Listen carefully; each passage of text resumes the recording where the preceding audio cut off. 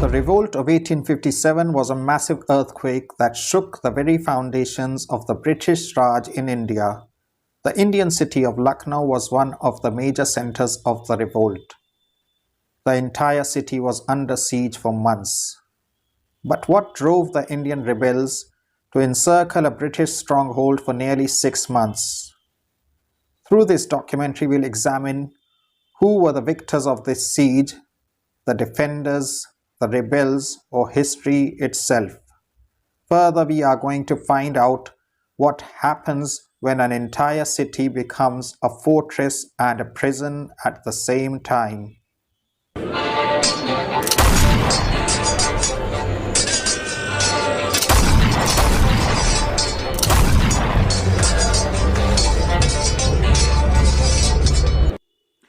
The revolt of 1857 did not happen overnight. It was the result of decades of discontentment among the Indian people. Several policies of the East India Company since the beginning of the 19th century had adversely affected the Indian people. Let's look at some of the major reasons that led to the revolt. In 1801, the subsidiary alliance was imposed on Awadh, by which the local ruler was forced to disband his army. This resulted in the loss of livelihood for many.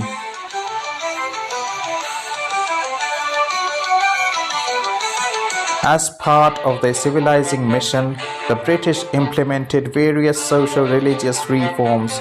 While these reforms were ultimately beneficial, many people at the time believed the East India Company aimed to undermine their traditional values.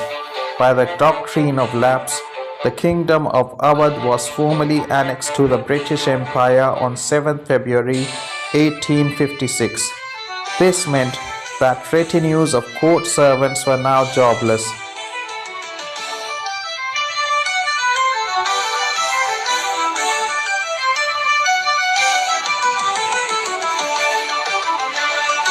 To add fuel to the fire, the greased cartridges of the newly introduced Enfield rifles gave a perfect pretext to the sepoys to mutiny.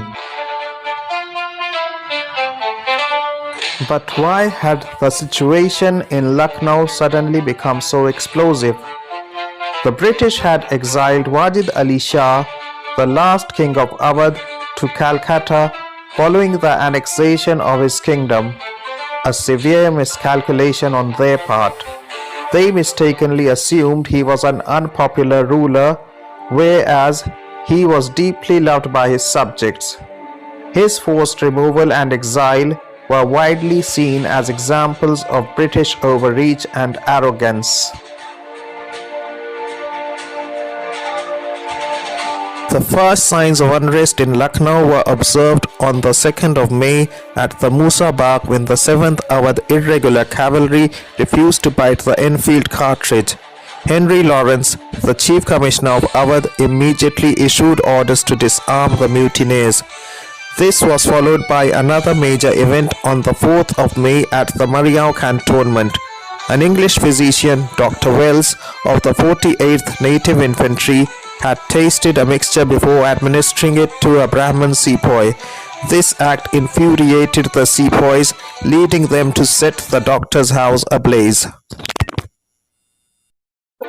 But why did the sepoys react so aggressively to what seems like such a minor issue? According to the Indian caste system, the Brahmins placed themselves at the top of the hierarchy and treated other caste groups as inferior. However, with the arrival of the British, they suddenly found themselves in unfamiliar territory, being treated as inferiors by white supremacists. Therefore, the anger of the sepoys was not just about a doctor tasting their medicine, but more about getting a taste of their own medicine. On 10th May 1857, the Indian rebellion began in the town of Meerut. The rebellion quickly spread to the neighboring city of Delhi, which was captured by the rebels on 11th May. They declared Bahadur Shah II, the Mughal emperor, as their symbolic leader. The uprising then expanded to several towns and cities across northern and central India. The rebellion reached Lucknow on May 30, 1857, when the sepoys of the 13th, 48th and 71st Native Infantry stationed at Mariam revolted. Henry Lawrence and his entourage swiftly rushed to quell the rebellion. As the British troops swung into action, the rebellious sepoys fled. Lieutenant Grant was killed in the action. The Mariam cantonment was abandoned on the 29th of June. Henry Lawrence decided to station all his forces in and around the Residency and the Machi Bhavan. Intelligence reports indicated that a rebel sepoy, Barakat Ahmad, was leading a force of mutineers towards Lucknow. On June 30, 1857, Henry Lawrence led a small contingent of 680 men to intercept the advancing rebel forces. The two sides clashed at Chinhat, but the British were heavily outnumbered. Facing defeat, they were forced to retreat. The commanding officer of the 32nd Foot, Lieutenant Colonel William Case, was killed in the action. But why did the British deploy such a small force against a significantly larger one? This is often attributed to so-called flawed intelligence. However, placing all the blame on intelligence alone oversimplifies the situation. As the rebel force advanced, its numbers swelled, with more and more individuals joining along the way. Thus, the rebel army wasn't initially as large as it eventually became. By the time it reached Chinhat, its strength had grown substantially. However, the British did manage to find a hero among the humiliated force. Lieutenant William George Cubitt of the 13th Native Infantry was given the Victoria Cross for saving the lives of 3 men of the 32nd Foot.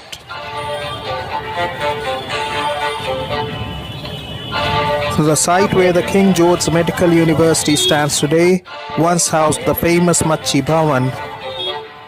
The name Machi Bhavan literally translates to fish fort, as all its gates were adorned with fish motifs. In 1857, Sir Henry Lawrence purchased this fort from Nawab Yahuja Ali Khan, bringing it under British control. On July 1, Lawrence realized he lacked sufficient troops to defend both Machi Bhavan and the Residency. Consequently, he sent a semaphore message from the Residency instructing all Europeans to evacuate Machi Bhavan, destroy it, and move to the Residency. At midnight, English troops carried away all the treasures and as much ammunition as they could manage and relocated to the Residency. The fort, heavily laden with explosives, was then blown up.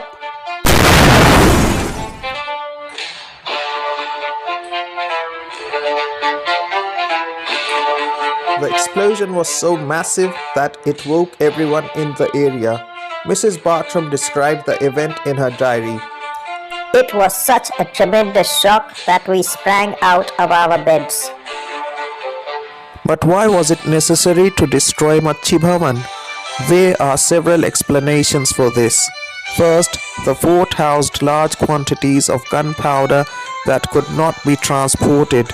Leaving it behind would have been catastrophic for the British. Second, the fort could have become a stronghold for the rebels. Another reason is that the fort was a very high-profile structure. Its fall into rebel hands would have given them a sense of victory. Conversely, it would have been perceived as an act of surrender on the part of the British.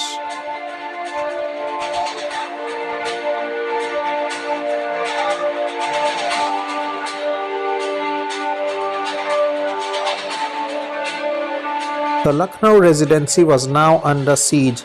Virtually, the entire European population of Lucknow was holed up in the Residency compound. The besiegers were relentlessly firing shells and muskets, creating an atmosphere of constant danger. Sir Henry Lawrence's quarters were directly in the line of fire. His fellow officers urged him to relocate to a safer room, but he dismissed their concerns, perhaps underestimating the danger. On the 2nd of July, Sir Henry Lawrence was mortally wounded by a shell. He lingered on for a couple of days in great pain before breathing his last on the 4th. He was buried in the cemetery located within the Residency compound. This is the monument dedicated to Brigadier General Henry Lawrence, who died while defending the Residency from the rebels.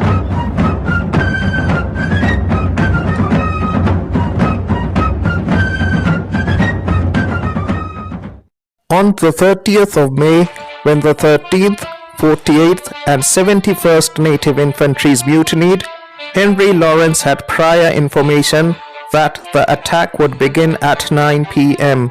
Exactly at 9 p.m., he turned to his colleagues and remarked, "Your friends are not punctual." Barely had he said this when the sounds of muskets erupted from every direction. On the 30th of June, he pitted 600 men against a massive rebel force at Chinhat. When he was advised on the 1st of July to move to a safer location within the Residency, he didn't take the warning seriously. So what sort of a person was he? Overconfident? Probably, but according to me, he was the kind of person who had complete faith in the incompetence of the natives rather than any confidence in his own powers. With Henry Lawrence gone, the command was now taken over by Brigadier John Inglis of Her Majesty's 32nd Regiment. Outside the Residency, there was a completely different story. Begum Hazrat Mahal, the wife of the deposed king, had crowned her 11-year-old son Birjiz Qadr as the ruler of Awadh. Acting as regent for her son, she established her court at Qaisar Bagh, where rebel leaders began rallying around her cause.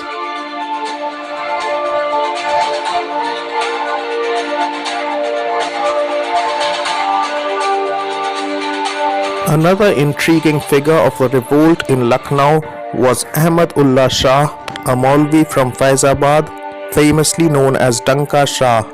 Renowned for his oratory skills and fiery speeches that captivated audiences, he played a significant role in mobilizing local support. Ahmadullah Shah arrived in Lucknow as part of Barkat Ahmad's victorious army at Battle of Chinhat. Following this, he led a parallel rebel movement in the region, becoming a prominent symbol of resistance during the 1857 uprising.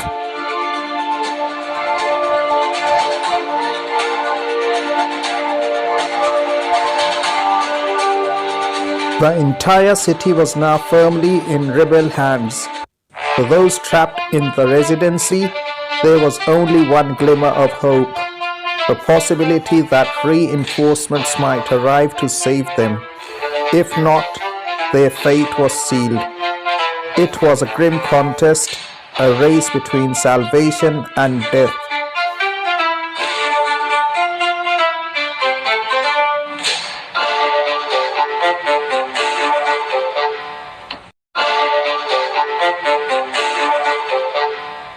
On 7th July, Sir Henry Havelock set off from Allahabad to relieve Lucknow. However, he faced fierce battles at Fatehpur, Aung, Kanpur, Unnao and Bitur. Despite emerging victorious, his army suffered heavy casualties, leaving him without sufficient numbers to immediately aid Lucknow. Meanwhile, life within the Residency was steeped in hopelessness and despair. The relentless sounds of cannon fire, mingled with the cries of infants and the wounded, deepened the inhabitants' suffering. Food and supplies were critically limited, disease was rampant, and death seemed inevitable.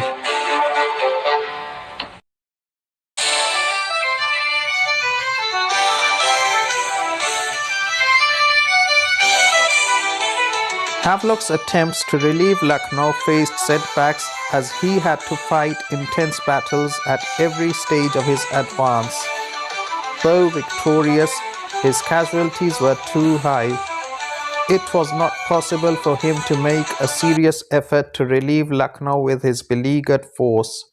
So, on August 17, 1857, he decided to retreat to Kanpur and wait for reinforcements.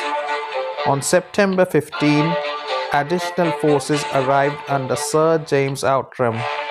Consequently, a renewed advance towards Lucknow was launched.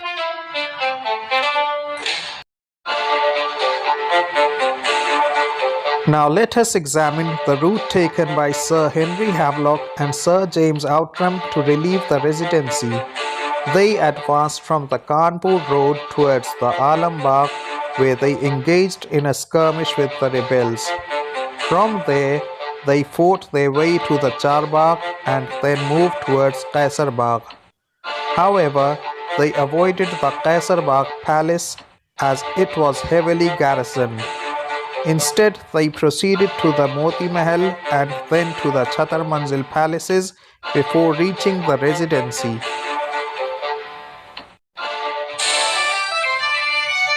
On 23rd September, Havelock, accompanied by Outram and Brigadier General James Neil, reached Lucknow. They engaged in a skirmish at the Alambagh and succeeded in bringing it under British control. Though this success may seem small at the time, it would later prove to be a crucial achievement during the second relief of Lucknow. Havelock left a small force at the Alambagh and continued his advance toward the Residency. Brigadier General James Neil, infamous for his brutal reprisals after the Kanpur massacre, led his troops in street fighting against the rebels as Havelock and Outram advanced.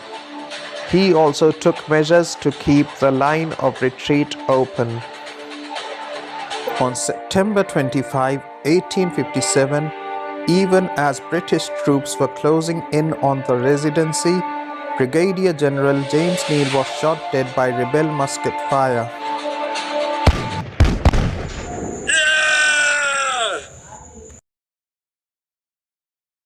On the same day, Henry Havelock and James Outram successfully entered the Residency. The European population trapped inside rejoiced at their arrival.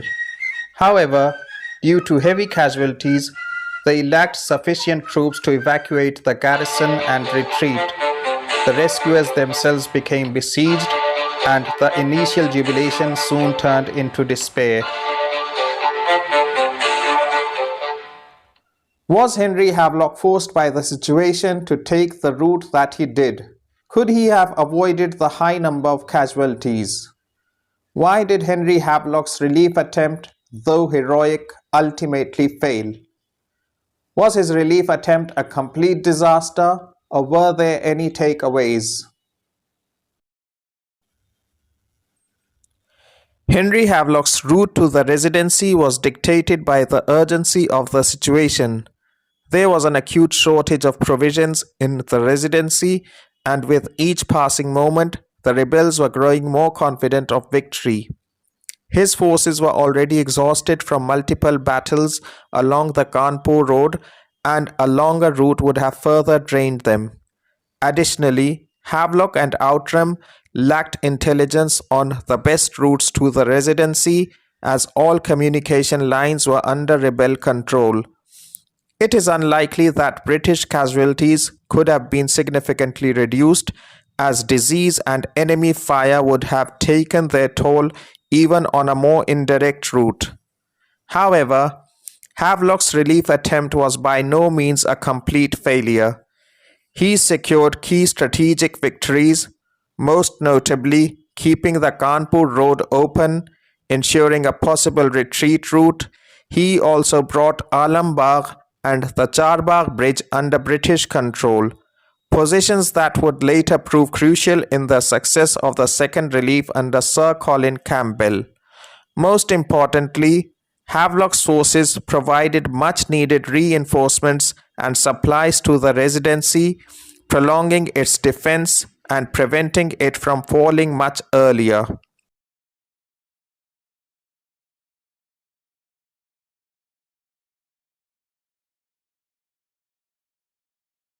Now that sufficient forces were at their disposal, James Outram chose to extend the resistance by reinforcing the fortifications within the Residency. This strategy provided more time to plan and execute the second relief operation, which would be led by Sir Colin Campbell.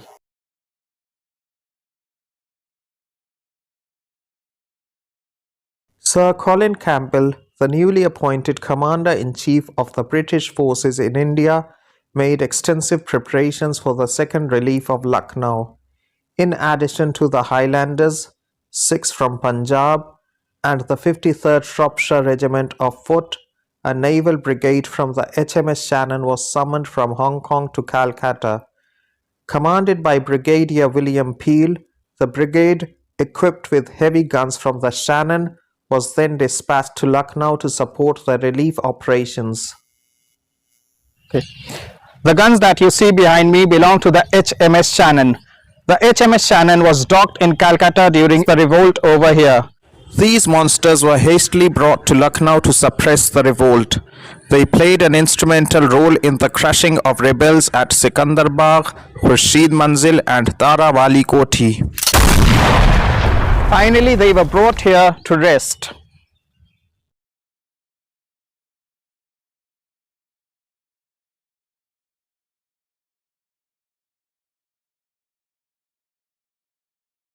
Colin Campbell set off from Kanpur on 9 November 1857 for the second relief of Lucknow.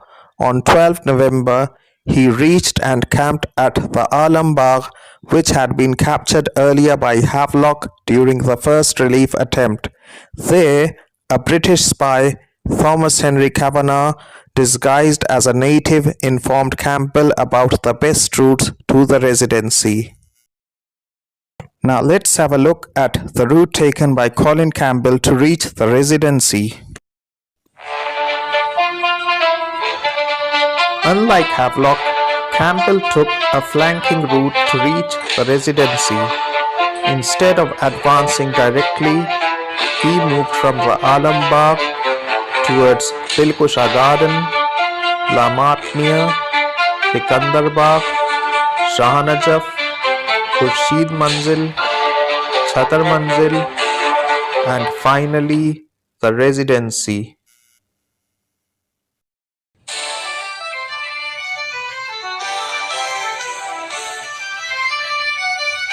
On 14th November, Colin Campbell stormed the Dilkusha Garden. The rebels were completely taken by surprise. They were flushed out and the Dilkusha was subsequently garrisoned.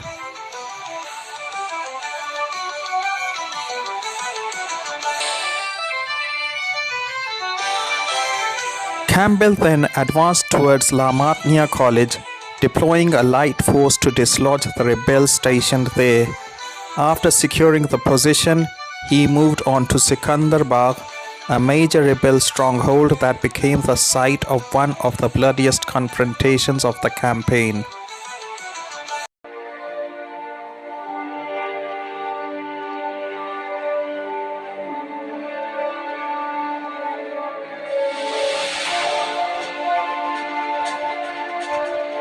On 16th November, the relieving forces advancing towards the Residency were met with fierce rebel fire from the fortified enclosure of Sikandarbagh.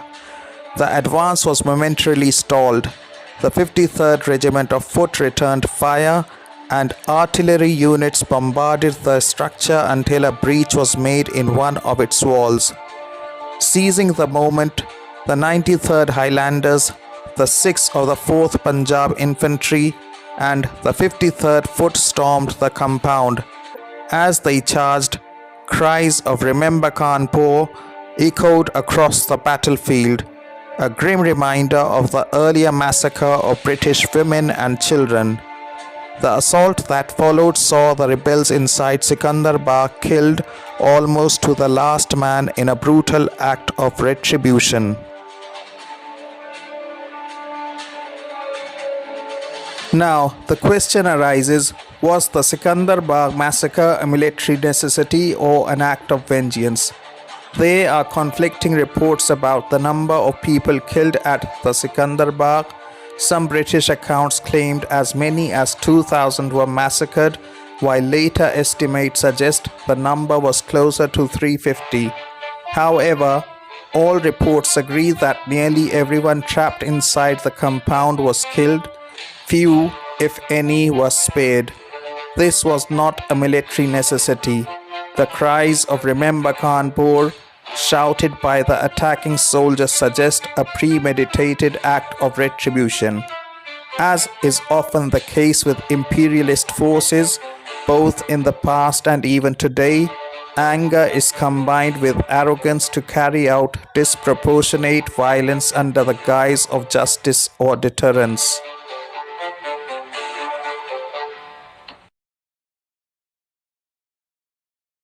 After securing Sikandar Bagh, General Campbell advanced towards Shanajaf, where a large number of rebels had gathered. The guns of HMS Shannon bombarded the walls but failed to create a breach. However, Sergeant Patton of the 93rd Highlanders discovered an old breach in the defense. As British troops poured through it, the rebels fled from the far side. The British forces occupied the position and remained there overnight.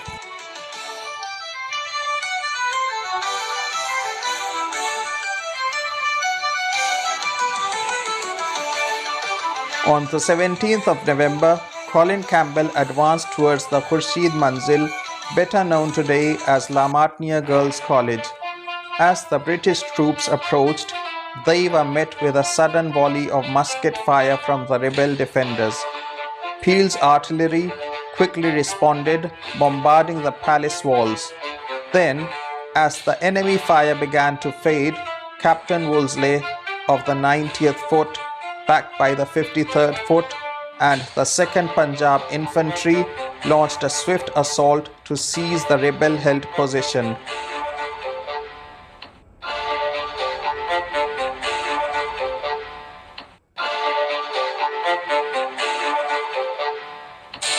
While the fighting raged in and around the Khurshid Manzil, Henry Havelock and James Outram were engaged in a fierce skirmish at the nearby Moti Mahal.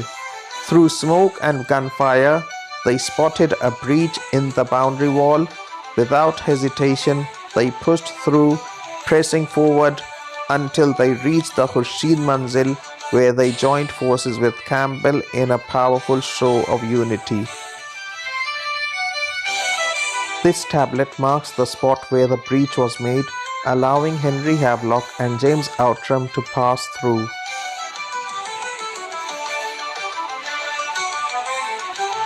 On 17th November 1857, it was here at the Khurshid Manzil that the historic meeting of the three British generals Campbell, Outram and Havelock took place. With the tide of the battle turning in their favour, the commanders shook hands in a symbolic gesture of unity and triumph. This meeting of the generals was immortalized by Thomas Jones Barker in his famous painting, The Relief of Lucknow. It was at this point that the famous meeting of the three officers took place. Sir James Outram and Henry Havelock advanced from that side from the Moti Mahal, whereas Sir Colin Campbell advanced from the Sikandar Bagh at that side. They met exactly at this point.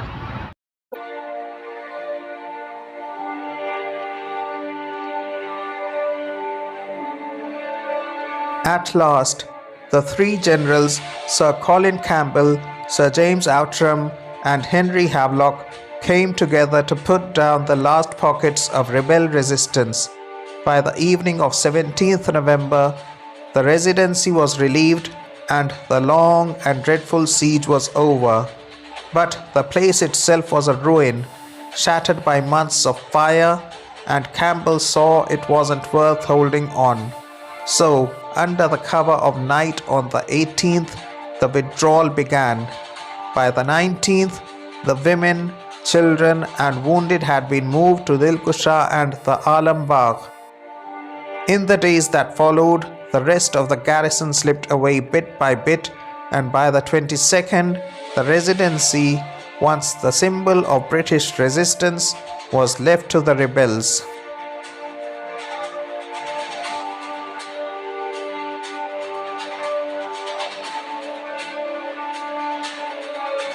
On 24th November, Major General Sir Henry Havelock, celebrated as one of the heroes of the relief of Kanpur and Lucknow, breathed his last at the Dilkusha Garden in Lucknow. His body was later interred at Alambagh, where his grave still stands as a reminder of the turbulent days of the uprising. The death of General Henry Havelock in the Dilkusha Garden on 24th November marked the end of one chapter in Lucknow's long siege, yet the city still burned with resistance. Before exacting vengeance, Colin Campbell made a crucial decision: the survival of the Residency evacuees. The women, children, and wounded, emaciated from months of starvation, disease, and bombardment, were escorted to Kanpur, leaving the city momentarily in rebel hands. Campbell himself withdrew, but Lucknow was not abandoned. General Outram remained behind at the Alambagh with a forward force of nearly 4,000, keeping a watchful eye on the city and containing rebel activity. Through the winter, Lucknow refused to be silent. On 15th February 1858, the fiery Maulvi Ahmadullah Shah, known to the people as Danka Shah, rose again. From the Tarawali Koti, today's State Bank of India building, he launched a bold offensive. Major Olphits galloped to the scene with cavalry and infantry. A furious battle erupted. The Maulvi fought with unyielding courage but was wounded in the struggle. Forced to flee, his defiance remained unbroken, his very presence a rallying cry to Awadh. With winter fading, Colin Campbell returned on 1st March 1858, this time reinforced and resolute. Outram joined him from the Alambagh, and together they began the deliberate reconquest of Lucknow. The first decisive blow came at the Begum Koti, a stronghold of Begum Hazrat Mahal's supporters. Behind its thick walls, her loyal fighters had turned the palace into a fortress of defiance. The British stormed it, but at a bitter cost. It was here that one of the empire's most infamous officers, Major William Hodson, met his fate. On 11th March, he was mortally wounded. Carried from the palace in agony, he lingered through the night. By 12th March, he was dead. He was buried in the grounds of La Martiniere Boys College in Lucknow, a grim reminder that even the ruthless could fall.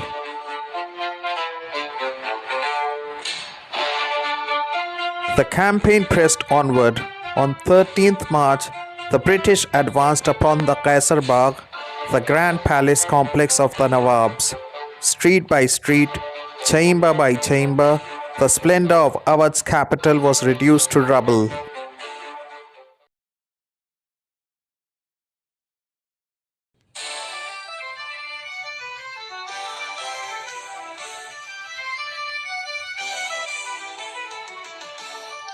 On 16th March, General Outram flushed the rebels out of the ruins of Machi Bhavan. Another bastion of the resistance had thus fallen. But defiance did not die quietly. On 19th March 1858, at the gardens of Musa Bagh, Begum Hazrat Mahal herself commanded the last organized stand. The British assault involved 3 companies of the 20th Regiment of Foot, 73rd Highlanders, 2nd Punjab Infantry, supported by cavalry under Brigadier General Sir James Hope Grant, including Hodson's horse. Outnumbered, Outgunned but unbowed, her forces fought with desperate bravery. Musabagh fell, and with it, the final stronghold of resistance in Lucknow crumbled. For Begum Hazrat Mahal, it was the end of her struggle in the city. She withdrew to Nepal, refusing submission, choosing exile over surrender, preserving a dignity no conqueror could erase.